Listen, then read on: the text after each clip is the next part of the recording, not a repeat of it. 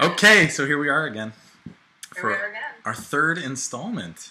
Yes, we're getting pretty good at this. We're really, I'm really proud of our dedication. Me too. Pats on the back. So I loved your blog post. Thank you. I could really resonate with a lot of what you said. So the whole moving through the yuck, which is a term you developed. It is. It just sort of came out. Yeah, it came out in our last conversation randomly, and I was like, oh my God, that's so perfect. Because it has this connotation to it of like, yeah, it's yucky, but it's not the end of the world. Like, no. Yuck has like a fun connotation to it. Not that it's actually fun to go through, but yes. That on the other side of it, looking back, it's like, oh yeah, that was yucky. Right. Absolutely. But it wasn't something to feel like it's the end of my life or anything. Not at all. Yuck is a stage. Yeah, how was it for you to write that? Apparently it hit you like a lightning bolt, that blog?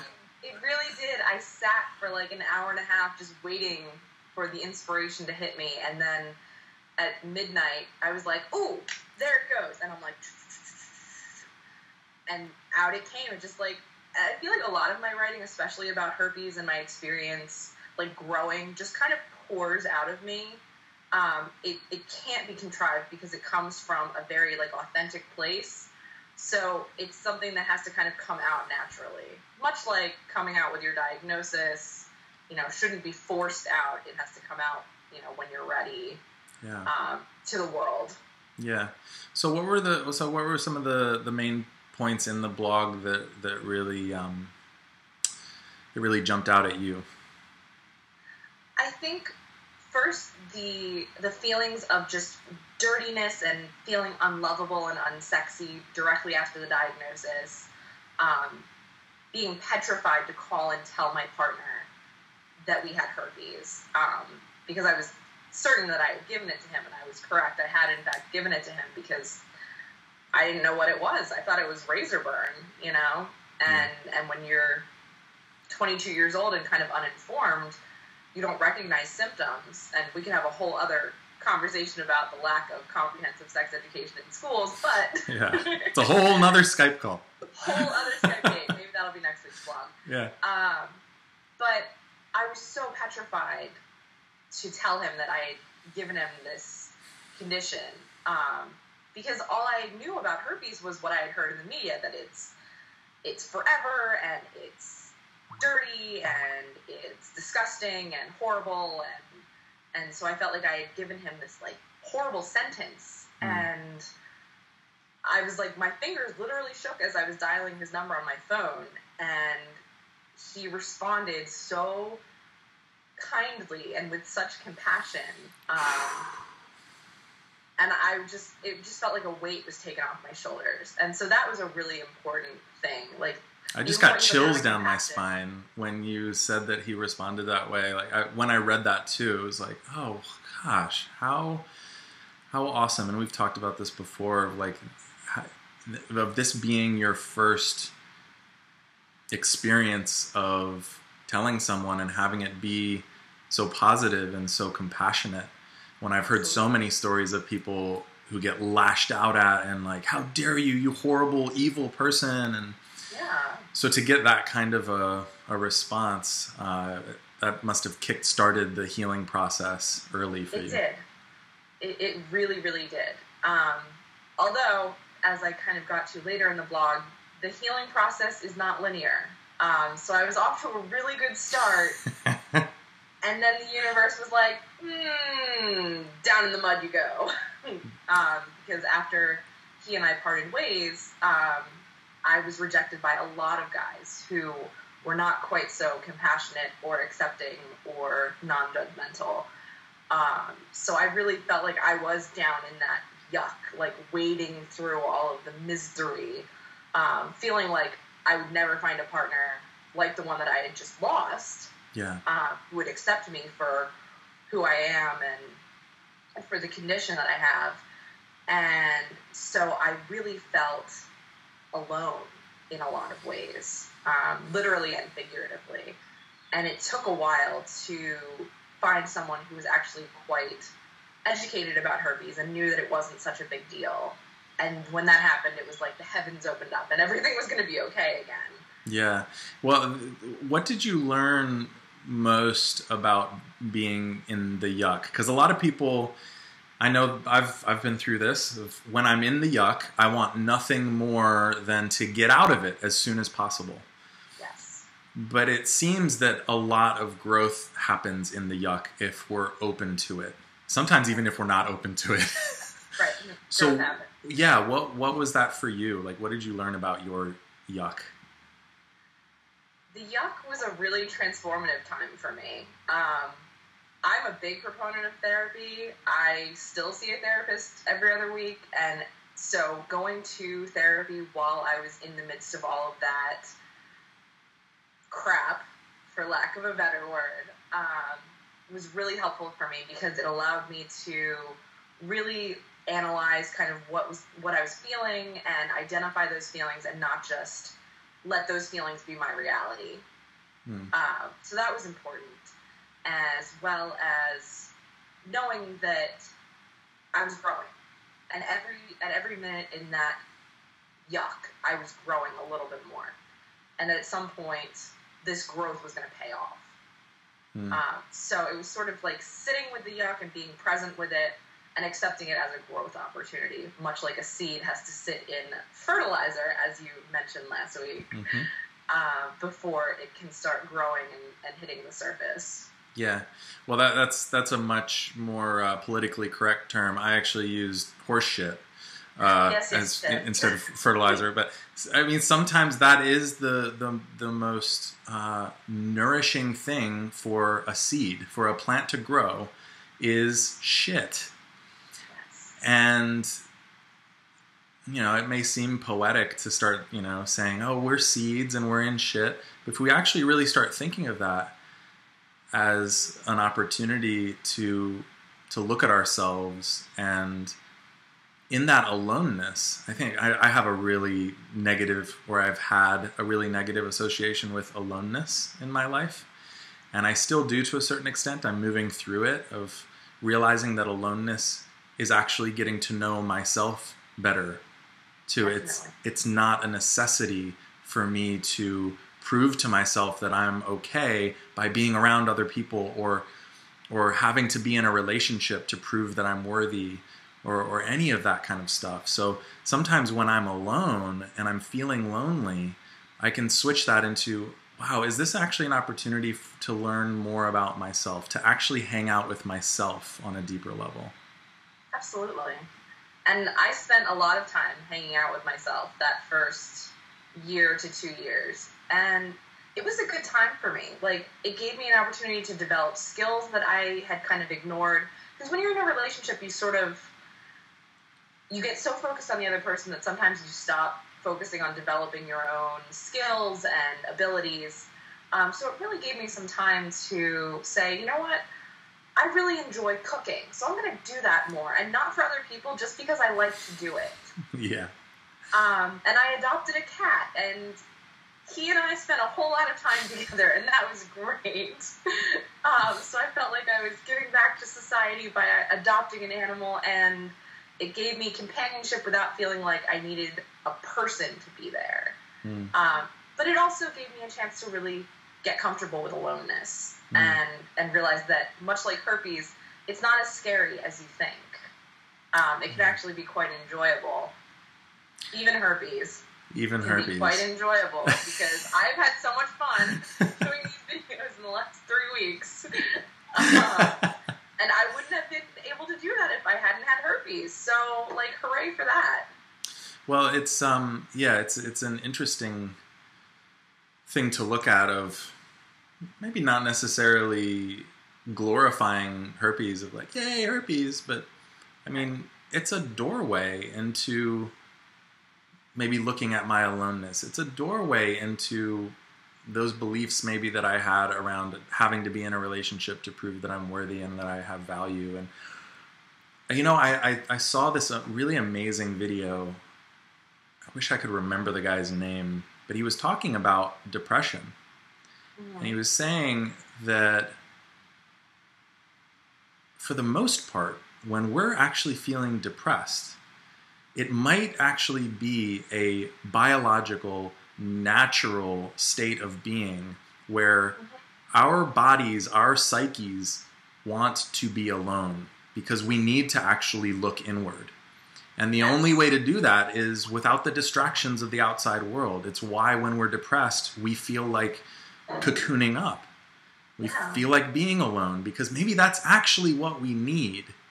Yes. And if we can stop judging it as something that isn't right, or, you know, if we label it, oh my God, I'm depressed and that's wrong, I need to take medications. And, you know, I'm not saying that, you know, there might be some cases where medication is perfectly acceptable. I'm not dissing that. Of course. But opening up the possibility of, well, what is the opportunity in feeling like I need to be alone also? What do I need to look at in my life to be okay with myself? That's absolutely true. And I think sometimes we're so afraid of negative emotions that we feel like there's something that we have to just get through as quickly as we possibly can. And if I'm sad, then something's making me sad, and I need to find something to make me happy. Instead of just like saying, oh, I'm sad. Like, why am I sad? And it's okay that I'm sad because it's a feeling that you need to be able to let go through its cycle and go through your body naturally instead of trying to rush it along. Sort of like I would try to like push down the anger that I was feeling because I was like, oh, anger is evil. But it's not. It's something that you have to feel along with everything else and let it kind of move through you naturally. It reminds me of the idea, not the idea, but the word itself, emotion. Yeah. It's energy in motion. Yes. So, I like that. So whenever I am feeling an emotion and I judge it, that has me stop it short. Right. It doesn't allow it, the motion, to just move through me. Emotion is meant to move. But in so much in our culture, especially the negative emotions, right, we stifle it and we assume that it's just going to go away when really it just becomes stagnant and it starts getting even more icky the less that we actually look at it. Right. Absolutely. You got something there? And what is this lotus flower? Oh, yeah. Shoulder. That's great. Which I love that metaphor. I love the symbolism. What if it was like, oh, I got to get out of here. Now, of course, we're anthropomorphizing a lotus flower, but go with me on this. If it was like, oh, this shit is terrible. I need to be somewhere else. This smells bad. It's yucky. Yeah. I'm going to go hang out over here in, like, the grass. It wouldn't grow the way that it does in the yuck. And then you wouldn't have this beautiful thing at the end. So it's like you have to kind of be where you are and be okay with where you are and know that there is always an opportunity and there is always meaning that you could be finding where you are. There's an ebb and flow to life. Like we can't actually blossom without actually developing our petals within. I love that you described the whole lotus growing through the muck, but it has that protective shell to it as it's growing up through the muck. And what's happening in that shell, I mean, there are so many different metaphors here of, like, you know, the butterfly in the chrysalis, or the poem that I was telling you about. My poet friend, I'll tell it to the whole audience. My poet friend, an amazing slam poet, one of the top slam poets in the country, and he was developing this new poem a few months ago, and was like, you know, this one line jumped out to me where it said, the only way that a photograph, and this is old school, before there were digital cameras, when there was actually film, the only way to actually develop film is for it to sit in the dark for a while. Right. And the more that you allow it to sit in the dark, the more brilliant the colors become. Yes. So the photograph metaphor, the butterfly emerging from the chrysalis metaphor, the lotus flower blossoming, all of this is pointing to the same thing that's happening with us. Right. And to let ourselves develop. Yes. Naturally. And if that's what wants to happen, then that's what's going to happen. Let's not force anything. Right. We're not going to force growth. We're not going to force ourselves to be over it if we're not actually over it. It's okay to not be over it. It is okay to not be over it. It's okay to be sad. That's the only way that we actually heal, is to be with what is. Right. I love you. You're so great. And I just love listening to you speak. And I think, like, when you do your coaching, I can only imagine what your clients feel, because I feel like I'm getting all of this great experience just from Skyping with you every week. So thank you so much. Oh my gosh. Thank you. Yeah, it's been a fun ride so far. And I'm glad that you're with me on this ride. And I'm glad that you're going to be coming to the weekend. Yes, I'm so excited for the weekend. I'm already, like, mentally preparing and packing my bags, even though it's a few months away. Yeah, and to meet everyone from the forums, and I've been emailing with a couple people from the forums, and that's been great, and it's just this great thing that you created, so thank you again. Awesome. Yeah, you're going to be making the drive down from Pennsylvania.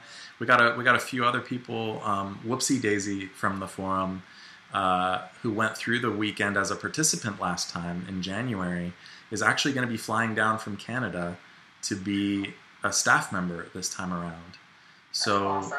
So this is a worldwide community that we're building, and it just speaks to the cycle of support that happens when you can grow out of your own yuck, and you blossom, and then you look at all of the other buds that are still in the yuck, and you're like, hey, you can blossom too.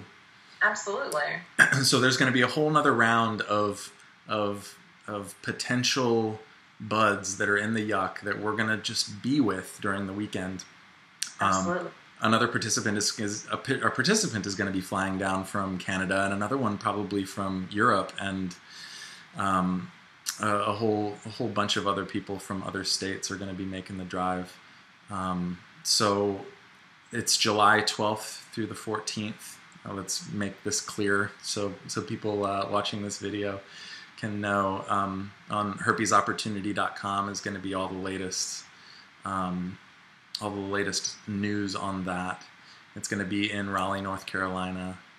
But yeah, go to herpesopportunity.com to get all the latest and greatest, and hop on the forums too.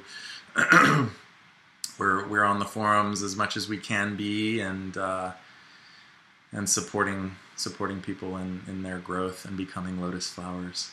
Becoming lotus flowers. And we're always the lotus flower in a way. It's like I don't want to necessarily have it seem like, oh, you blossom and then you're not a flower, and then you blossom and then you're not a flower. It's like we're always the flower, but it's just in different phases of letting the world see the flower, and then letting us get to know the flower better, and letting the world see the flower. And that's the ebb and flow of life. We're not always going to be on this high, right? And free to the world and over everything, and not having any more problems ever again. That's not what life is about. No. Life is about actually riding those waves and being okay with any part of the height or the depth that we go to. And man, if everyone can let go of that self-judgment of things aren't okay as they are, imagine the kind of world that we would live in. A very beautiful world.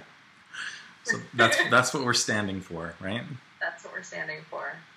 Absolutely. And if you take that lotus metaphor one step further and remember that when the lotus dies, all of the seeds that are encased in it go back down to the yuck and start growing into more lotus flowers. And then the cycle repeats. Oh, that is beautiful. Yes. Yeah. Way to bring it home, sister. Awesome. All right. Well, Skype hug. Let's see if we can do this. Hugs for anyone who's watching. Yes, yeah. Everyone who was watching was in the middle of our hug. So they were squashed in between. They were the meat in the hug sandwich. The Oreo cream in our hugging Oreo. We are the metaphor masters, I swear. We are awesome at this. All right. Well, until next time. Until next time.